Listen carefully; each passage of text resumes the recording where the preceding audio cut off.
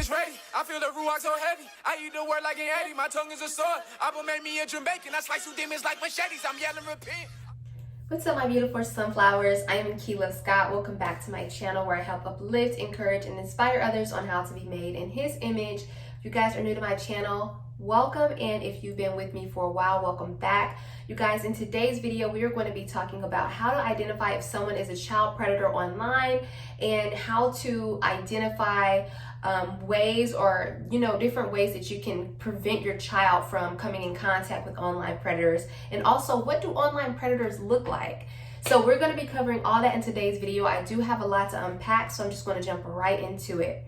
So you guys, all of this started in my interest, with the whole world as far as human trafficking, child predators, abduction. All this stuff has always been a pretty high on my ranking list as far as like, why is this evil going on? Why are they continuing to let this stuff happen? Why is there not anything being done about this? So I decided on my behalf to at least spread more awareness about all of this. And the reason why it started for me was recently because this whole Ghislaine Maxwell and Jeffrey Epstein situation that took place. For those of you who do not know who she is a British socialite who gained global notoriety as a former girlfriend and social companion of convicted pedophile Jeffrey Epstein. She was found guilty by a New York jury Wednesday on 5 counts relating to her role in his sexual abuse of minor girls. So Maxwell was found guilty of 5 federal charges.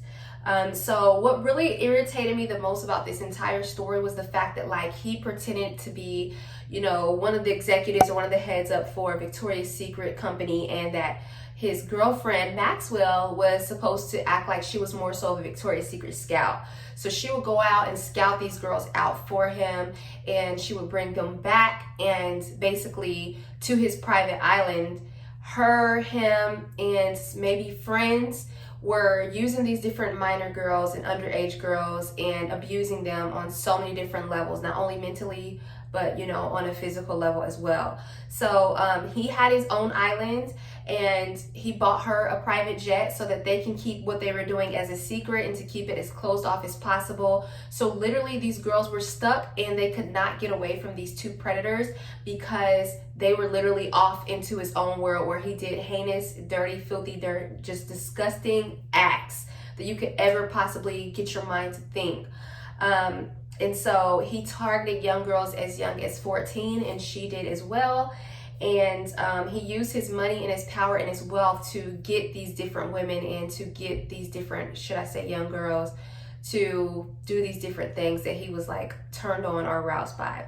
So Exodus chapter 21 verse 16 says, anyone who kidnaps someone is to be put to death, whether the victim has been sold or is still in the kidnapper's possession. 1 Timothy chapter 1 verse 10 says, for the sexually immoral, for those practicing homosexuality, for slave traders and liars and perjurers, and for whatever else is contrary to the second doctrine. So first off, let's get into what is a predator.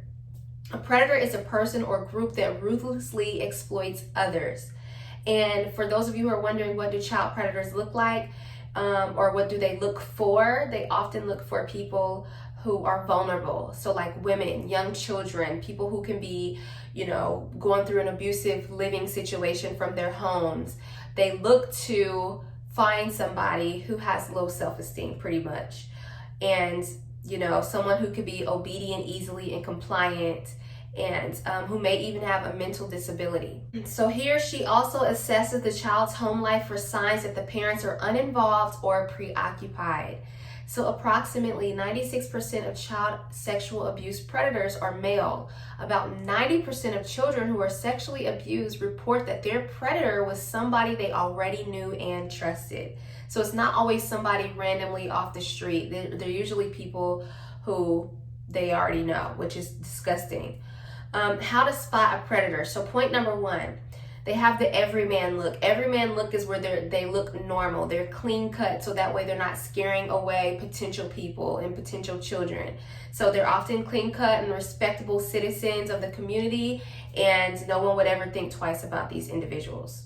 I would, however. Point number 2, child-related workers. They're usually in the field of children. Number 3, they're happy snappers. So be cautious around adults who enthusiastically photograph children who are not their own. And this is why I don't play about everybody taking pictures of our kid, or everybody who, like, I don't always just put our pictures of our son on this social media, because you never know what people are doing online with your child's pictures. They could easily save them to their phone, and we don't know. So number 4, close relatives and partners. So it's usually an adult male, such as the father, the stepfather, the uncle, the grandfather, or a live-in boyfriend of the mother. Number 5, they're the gift giver. So they're always giving gifts. Number 6, they're always available to babysit. Definitely a big one right there. Number 7, the internet groomer. So they'll use social media and chat rooms to basically groom children and to make them feel loved and understood. And they'll also try to get them to like to open up to them, to say, well, you know, what's going on? You seem kind of sad. Why do you feel this way? Why are you so closed off? Like, what's going on at home? They'll try to get you to like open up to them to form a level of trust. The 8, they're usually damaged. So they themselves has usually been, you know, molested in their past, and they'll do it to other people. And number 9, the good-looking charmer. So they're very, like I said, good-looking and charming. Those of you who want to know how to spot them online. So online, they're always nice. No matter what, they're always nice, and they're always on your side, even if it's in the wrong. Again, it's the whole part of the grooming, the trying to get you to trust them so that you can always go to them no matter what. And also so they can know how to manipulate you when they do finally get a hold of you. So they want to play nice, and they want to groom you, and then when they get you, they take those things to be able, that they learned about you, to be able to later further control you. So they want to often have conversations in private. They'll ask for personal information from you, like what side of town do you stay on? Where do you live? You know, stuff like that. They already know things about you, so they'll go and look at who you follow and then who your family members are, and they'll try to get more information on you, not knowing that this person is doing that. It's pretty disgusting. They're always agreeing with you, and they monitor your online activities. They try to make you feel special, and they want to see you in a vulnerable state.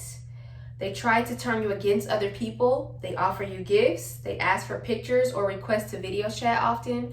They make uncomfortable comments, and don't ever disregard that. That is a major red flag. And they ask you to lie often. They pressure you into meeting in person. Another big red flag. They threaten you. You tell anybody about us, hey, I don't know I can't promise what'll happen. That's another big red flag. And will make you think that what you're doing with them is normal. And they'll also make up stories that don't make sense. So if you want to protect your children from online predators, number 1, talk to your child about online predators and the dangers of them. Number 2, discuss risky behaviors with them. Number 3, spell out what a risky relationship is. What does that look like for your child? Make sure you're talking to your children about these things, because there are a lot of weirdos and a lot of creeps out there. Warn your child about online flirting. Bring up sexy selfies as well. And be clear about offline safety rules too.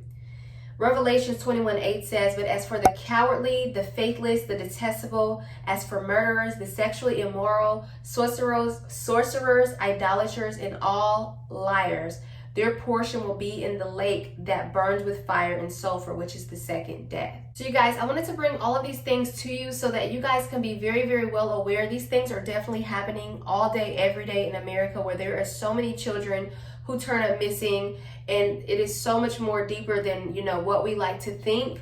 I do want to kind of talk a little bit about human trafficking a little bit too. That is where they prey on the vulnerabilities of their victims. They view people as their commodity and source for financial gain, and are master manipulators, honing in on individuals they perceive to be easy targets for exploitation, such as the ages of 19 through 33. So what do traffickers look for?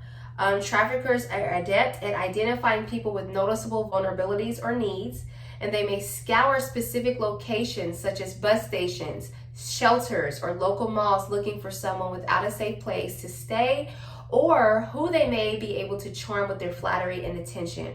So all around the world, precious lives are violated and devalued. You know, for example, a trafficker may promise the opportunity to pursue an education to an orphan child living in poverty, or a lucrative job abroad to a family member struggling to provide. So of course these things would sound really appealing to people who are going through poverty or who are broke, and so they'll go with these people not really knowing that these people are really offering them off into slave trade and literally trying to make a quick buck off of them. The method is they try to put their arm around them and gain their trust and give them a place to stay and make it look as if someone actually cares about them, Manhattan District Attorney Cyrus Vance explained. It's about taking kids who are in need of help, preying upon that need, developing a relationship, and then turning against them and turning them into kids who are making money for them on the streets. And that is from the New York Post. Also, it says the internet has made every child online accessible to and accessible for traffickers. So a lot of youth are being recruited right from their own home.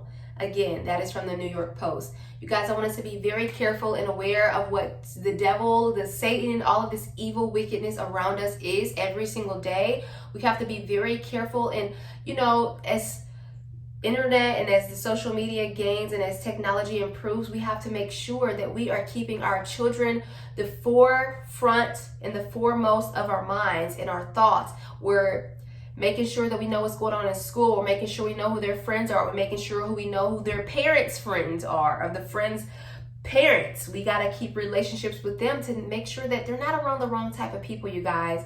And don't ever let your child go off and meet with somebody random.